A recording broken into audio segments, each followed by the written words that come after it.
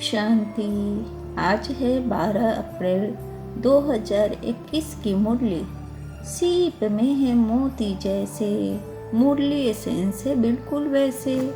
होली हंस बन ज्ञान रतन, चूगना है ऐसे, तब बन पाएंगे हम बिल्कुल बाबा जैसे। बाबा ने कहा, मीठे बच्चे, तुम्हारी यह वंडरफुल यूनिवर्सिटी है जिसमें बिगड़ी को बनाने वाला भोलानाथ बाप टीचर बनकर तुम्हें पढ़ाते हैं। इस कयामत के समय में तुम बच्चे सभी को कौन सा लक्ष्य देते हो? हे आत्माएं, अब पावन बनो। पावन बनने बिगर वापिस नहीं जा सकते। आधा कल्प का जो रोग लगा हुआ है उससे मुक्त होने के लिए तुम सबको 7 रोज भट्टी में बिठाते हो। पतितों के संग दूर रहे, कोई भी याद न आए, तब कुछ बुद्धि में ज्ञान की धारणा हो। बाबा ने कहा कि तो यह बहुत वंडरफुल यूनिवर्सिटी है, ईश्वरीय महाविद्यालय। यहाँ स्वयं भोलानाथ आपको पढ़ाने आते हैं, आपको सिखाने आते हैं। आप बच्चों को बताते हैं कि जीवन को कैसे जीना है, कैसे आगे बढ़ना है, कैसे संस्कार रखने हैं, कैसे सोमान का रोज अभ्यास करना है, कैसे योग भट्टी में 7 रोज रहना है। जो राज योगा मेडिटेशन का जो कोर्स होता है 7 डेज का, वह ज़रूर करना चाहिए। उससे क्या होता है कि मुरली समझ में आती है और साथ ही बहुत अच्छा महसूस होता है।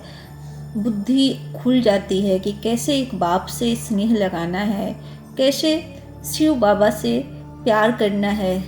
हमेशा पतितों से दूर रहने के लिए बाबा कहते हैं। पतितों का मतलब जो भी हमारी बुद्धि है, जो गंदी बुद्धि है, जो माया वाली बुद्धि है, जो रावण हम पर राज्य करता है, जो आसुरी बुद्धि से खुद को दूर करना है और पवित्र बनना है। ऐसा मन हो कि कोई भी याद ना आए, माने किसी को भी याद नहीं करना है, सिवाय बाप के किसी को भी याद नहीं करना है। सिर्फ एक मेरा बाबा, दूसरा न कोई। बस इस बात को धारणा में रखते हुए हमें कर्म करना है।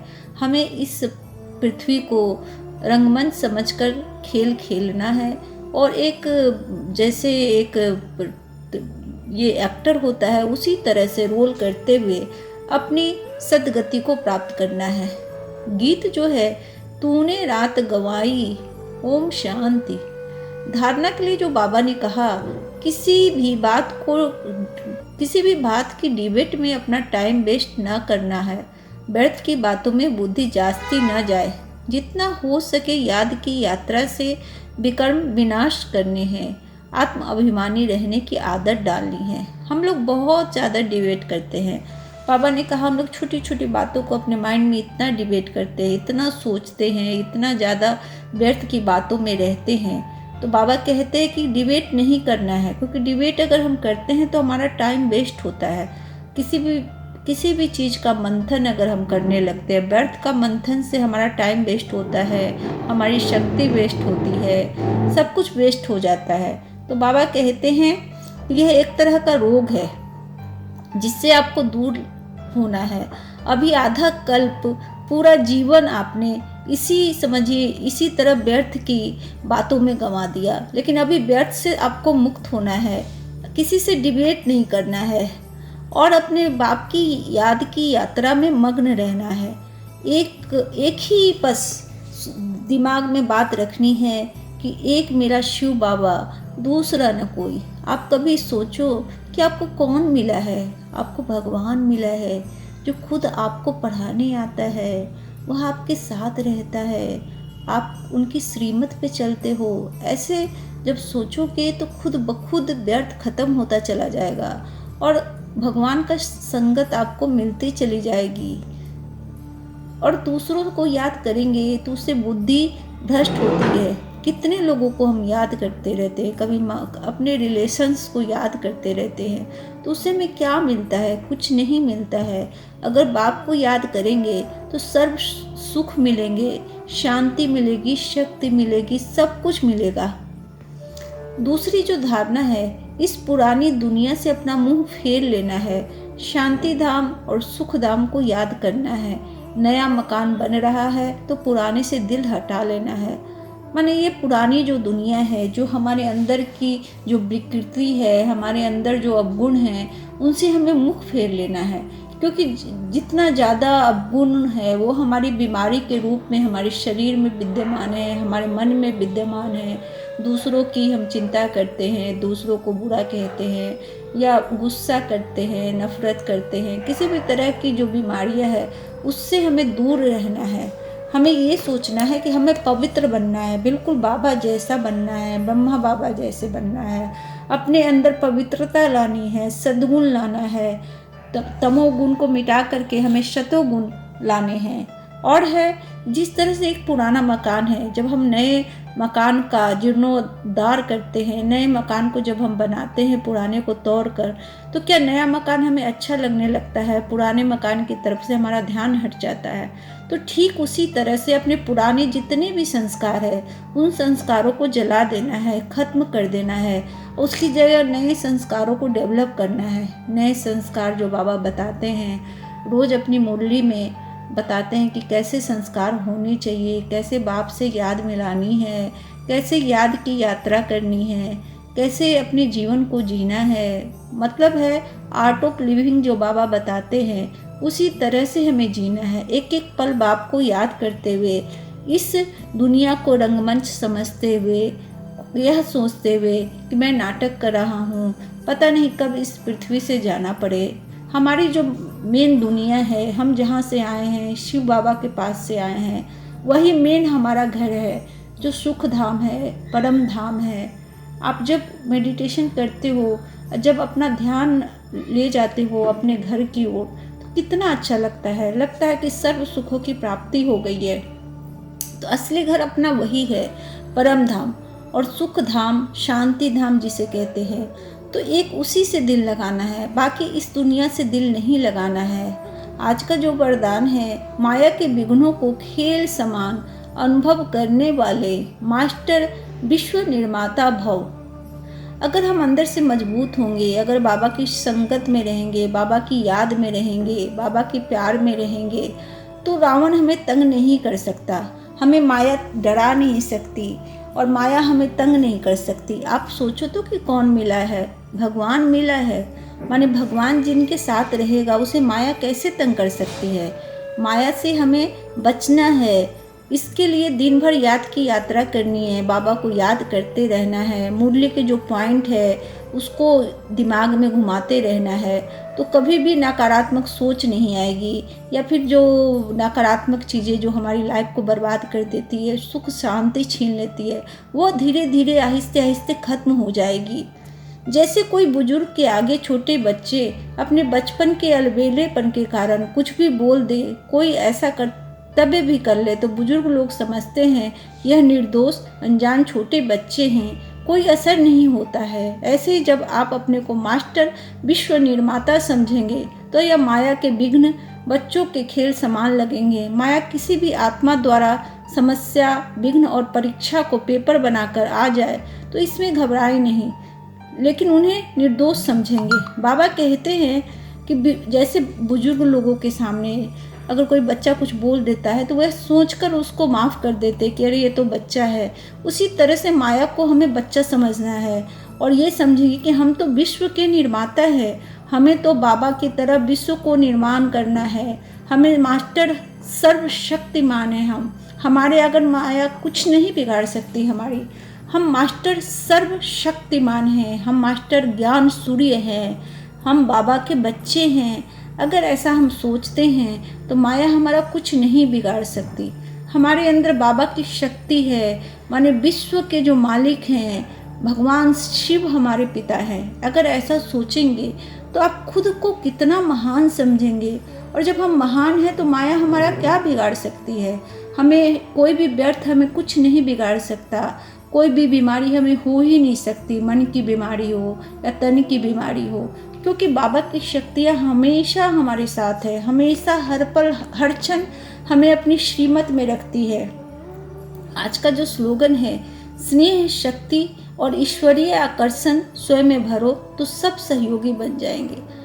हम दुनिया को दुश्मन समझते हैं, हमें लगता है कि ये लोग हमारी तरह के नहीं हैं, इनसे बात नहीं करनी चाहिए, उसने मुझे डांट दिया, वह मुझसे नफ़रत करता है, वह मुझसे ईर्ष्या करता है। इस तरह की जो भावनाएं हैं बहुत गलत भावनाएं हैं। हमें ऐसा नहीं सोचना है, हमें सिर्फ ये सोचना है कि किसी तरह से ईश्वरीय आकर्षण में हम पड़ जाएं, कैसे भी बाबा से प्यार हो जाए हमको, अपना सारा स्नेह, अपनी सारी शक्ति ईश्वर के प्रति समर्पित कर देना है। जब हम ईश्वर को एक रस होकर प्यार करेंगे, एक रस होकर उनके दिल में जगह हम बना लेंगे, तो बाबा के कनेक्शन से हमें जो शक्ति मिलेगी उससे सारा विश्व हमारा अपना हो जाएगा, क्योंकि हमारे मन की प्रवृत्ति चेंज हो जाएगी, हमारा मन पवित्र हो जाएगा, हम गुणी से सतोगुणी बन जाएंगे, हमारे अंदर बाबा के गुण आ जाएंगे। तो वैसे में हम किसी से सबसे प्यार करेंगे, जैसा हम रेडिएट करते हैं वातावरण में वैसे ही हमें वापसी मिलती है। अगर हम काली गेंद फेंकेंगे तो काली गेंद ही हमें मिलेगी, लेकिन जब बाबा के संपर्क में हम वाइट गेंद फेंकने लगते हैं तो सब सहयोगी बन जाते हैं। ये तो मेरा भी अनुभव है, मेरा खुद का अनुभव मैं बताती हूँ कि जो चीज़ें पिछले साल ऐसे थे कि मेरे बहुत रिलेशन ख़राब थे, क्योंकि मुझे लगता था कि नहीं उनकी गलती है, उसने मुझे ऐसा कह दिया, उसने मुझे ऐसा कह दिया, और ये चीज़ें मेरे मन को बहुत व्यथित करती थी। लेकिन जब मैं ज्ञान में आई, जब बाबा की संगत मुझे मिली, उसके बाद मुझे लगने लग गया कि नहीं सारी आत्माएं बहुत अच्छी है, सब बहुत अच्छे हैं। अपने मन में जब खुद के प्रति मान आता है तो सबके प्रति सम्मान बढ़ जाता है, और ये स्थिति ऐसी हुई कि आज सारे रिलेशंस बहुत अच्छे हैं, सबके साथ ऐसी धारणाएं हैं, सब बहुत अच्छा लगता है जीवन, मतलब जीवन बदल जाता है। आर्ट ऑफ लिविंग जो कहते हैं, अगर आप मुरली सुनते हैं राजयोगा मेडिटेशन के माध्यम से, जब मुरली समझने लगते हैं तो सच्ची में लगता है कि ज़िंदगी जीने की कला आ गई है। आप लोग ज़रूर राजयोगा मेडिटेशन का कोर्स करें और साथ में मुरली सुने, क्योंकि मुरली से जो ज्ञान मिलता है माने किसी भी वेद पुराण से नहीं मिलता है। रोज़ बाबा पढ़ाने आते हैं, स्वयं भगवान पढ़ाते हैं। अगर ऐसा सोचेंगे तो जीवन जो है व्यर्थ से मुक्त हो जाएगा, जीवन में सब सुखों की प्राप्ति हो जाएगी। यह मेरा अनुभव है, मेरा ही नहीं लाखों करोड़ों लोगों का अनुभव है जो बाबा को अपनाते हैं, जो बाबा को पिता की तरह मानते हैं। भगवान ने स्वयं कहा है कि अब भक्ति मार्ग खत्म हो रहा है, अब ज्ञान मार्ग की ज़रूरत है, क्योंकि जब हमारे अंदर ज्ञान आ जाता है तब समझ आ जाती है, और समझ जब आती है तो हमें समझ में आने लगता है कि नहीं हम तो आत्मा हैं, यह शरीर खाक होने वाला है, यह शरीर ख़त्म होने वाला है, हमें ऐसे कर्म करने हैं कि हमारे 21 जन्म अच्छे हो जाएं। तो भगवान से जब हम मिलके भगवान से जब हम अपना दिल लगाएंगे तो हमारा 21 जन्म अच्छा होना ही होना है।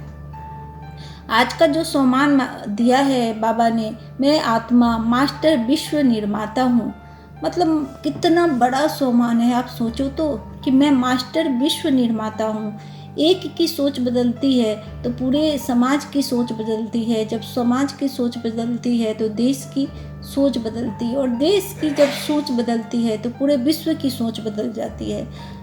अगर हम अपने आप को बदल लेंगे तो दुनिया खुद ब खुद बदल जाएगी। हम दुनिया को बदलने के लिए जितनी मेहनत करते हैं उससे बहुत कम मेहनत अगर अपने आप को बदलने के लिए करेंगे तो पूरी दुनिया खुद ब खुद बदल जाएगी। बाबा ऐसी बातें करते हैं, इतनी गूढ़ बातें बताते हैं जो कोई नहीं बता सकता। आप गीता पढ़ें या कोई भी धर्म ग्रंथ पढ़ें, लेकिन शिव बाबा जो बताते हैं वह बिल्कुल समझिए कि भगवान का ज्ञान है। आप हमेशा यह सोच कर इस ज्ञान को धारण करें कि ईश्वर खुद बोल रहे हैं, मैं नहीं बोल रही हूँ, या जो मुरली पढ़ते हैं वो नहीं बोलते हैं। ये जो बोल होते हैं वो बाबा के बोल हैं, शिव बाबा के, भगवान के बोल हैं, शिव भगवान के बोल हैं। एक एक बोल को अमृत समझकर पान करना चाहिए, अपने जीवन में उतारना चाहिए, तो खुद ब खुद जीवन बहुत ईजी और बहुत सुंदर हो जाएगा। आपको हमेशा यह सोचना है कि भगवान हमें पढ़ाता है, हम भगवान के बच्चे हैं। हर बार बाबा इतना प्यार करता है अपने बच्चों को, इतना ज़्यादा प्यार करता है कि जिसका कोई हिसाब नहीं है। आज का जो अव्यक्त इशारा है, साथ जाने के लिए बिंदु बनना पड़े और बिंदु बनने के लिए सर्व प्रकार के बिखरे हुए विस्तार अर्थात अनेक शाखाओं के वृक्ष को बीज में समाकर बीज रूप स्थिति अर्थात बिंदु में सबको समाना पड़े। बहुत बड़ी बात है कि अगर बाबा के साथ जाना है, अगर अपने जीवन को सफल करना है तो खुद को बिंदी समझना है, क्योंकि मैं आत्मा बिंदी, परमात्मा भी बिंदु और ये ड्रामा भी बिंदु, और हर बात पे फुल स्टॉप लगा देना है। मतलब जो हमारी शाखाएं फैली हुई हैं, जो इतने रिश्ते फैले हुए हैं, इतने काम धाम, माने इतना विस्तार है हमारे जीवन का कि हम उसमें इतने उलझे रहते हैं कि हमें बाप की याद भी नहीं आती, हमें बाबा की याद भी नहीं आती, हम भगवान से कनेक्शन कर नहीं पाते, खुद ही खुद उलझे रहते हैं, दुखी होते रहते हैं, रोते रहते हैं, तड़पते रहते हैं, भगवान से भीख मांगते रहते हैं। तो बाबा कहते हैं कि सारा जो तुम्हारा विस्तार है, तुम्हारे जीवन का सारा विस्तार है, उसको सार में तब्दील कर दो। बस एक बात ही दिमाग में रखो कि मैं और मेरा बाप, दूसरा ना कोई। अगर ये चीज़ अगर सोच लेंगे तो खुद ब खुद जो इतना बड़ा विस्तार है, आप सोचो जीवन की कितना विस्तार है, कितना दुख है, कितना दुख।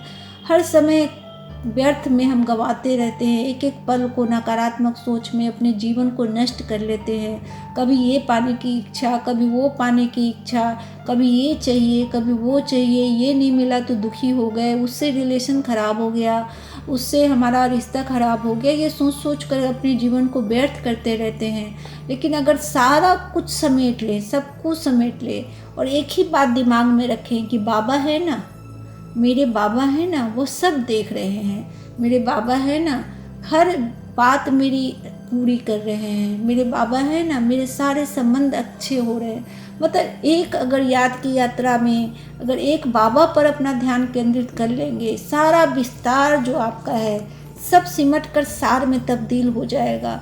बस एक ही बात याद रखनी चाहिए कि भगवान है ना। बस ये चीज़ अगर दिमाग में रखेंगे तो कोई भी व्यक्ति, कोई भी सिचुएशन, किसी भी हालत में कोई कष्ट नहीं देगा। माने हर सिचुएशन से आप ऐसे निकल जाएंगे जैसे कमल का पुष्प निकल जाता है कीचड़ से, और अपने आप को एकदम हल्का लाइट महसूस करेंगे, फरिश्ते की तरह महसूस करेंगे, लगेगा जीवन बहुत सुंदर है। आज का जो योग अभ्यास करना है, मैं मास्टर बीज रूप हूँ, मैं आत्मा परम धाम में शिव बाबा के साथ कंबाइंड हूँ। बाबा से सर्व शक्तियों की सतरंगी किरणें निकलकर मुझ आत्मा में समा रही है। इन किरणों से मैं आत्मा स्वयं को अत्यंत शक्तिशाली अनुभव कर रही हूँ। अब मुझसे यह किरणें निकलकर सर्व मनुष्यों के पुराने तामसिक संस्कारों के बीज को समाप्त कर रही है। वायुमंडल शुद्ध, शांत, पवित्र और शक्तिशाली बनता जा रहा है। ये आप जो योग अभ्यास है इसको लिख लें और मन ही मन इसका चिंतन करें। जितना चिंतन करेंगे उतना ज़्यादा पवित्र बनते चले जाएंगे, बाबा से कनेक्शन होता चला जाएगा। माने शिव बाबा से मैं कंबाइंड हूँ, मुझसे सर्व शक्तियों की जो सतरंगी किरणें हैं वो निकल रही है, पूरे विश्व में फैल रही है, और वो किरणें मुझे बाबा से मिल रही है। तो इस तरह की चीज़, जब इस तरह की धारणाओं में रहेंगे तो बहुत ज़्यादा सुख की प्राप्ति होगी। आज का जो चिंतन है, हमारे उत्थान और पतन से ही सृष्टि का उत्थान और पतन जुड़ा हुआ है। जितनी मेरी आत्मिक दृष्टि वृत्ति रहती है उतना ही मुझे बीज रूप स्थिति का अनुभव सहज ही होने लगता है। चिंतन करें, बीज रूप स्थिति का सहज अनुभव कैसे करें, बीज रूप स्थिति में रहने वाली आत्माओं की क्या क्या निशानियाँ होगी। मतलब बाबा बीज रूप माने एक बीज जो हमारे परमात्मा है उससे ही हमारा जीवन है। इसको हमेशा ध्यान में रखना है कि बीज से ही जितने भी झाड़ झंकार है, माने हम लोग जो झाड़ झंकार है उसी बीज की पैदाइश है। तो हमें भी बीज रूप में स्थित रहना है। हमें सोचना है कि बाबा के अलावा हमारे जीवन में कुछ भी नहीं है। एक बाप, दूसरा न कोई। मतलब उस बीज से, जब परमात्मा से हमारी उत्पत्ति हुई है, तो हम भी तो परमात्मा की तरह ही होंगे ना। इसका चिंतन करना है कि परमात्मा के कितने गुण हैं, परमात्मा का कितने सारे गुण हैं, वो एक एक करके हमें धारण करना है। जो सौमान मुरलियों में बाबा देते हैं उसको याद करना है, उसको दिन भर अपने मन में दोहराते रहना है। तो खुद ब खुद हम बाबा जैसे बनते चले जाएंगे, हमारा जीवन पवित्र होता चला जाएगा, हम बहुत सुखमय जीवन जी पाएंगे, हमारी आत्मा पवित्र हो जाएगी। तो आज की मुरली का जो बहुत ही सुंदर मुरली है, आप इसका चिंतन करें, ध्यान करें, एक एक शब्दों को अपने दिमाग में मंथन करें।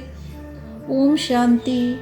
बाबा ने कहा, मेरे मीठे मीठे शिकी लद्दे बच्चे को बाप दादा का याद प्यार नमस्ते, गुड मॉर्निंग। बाबा आपको भी नमस्ते, गुड मॉर्निंग बाबा। थैंक यू बाबा जीवन में इतना कुछ देने के लिए। थैंक यू बाबा जीवन को सुंदर बनाने के लिए। थैंक यू बाबा पढ़ाने के लिए, हर चीज़ के लिए थैंक यू। थैंक यू बाबा। ओम शांति।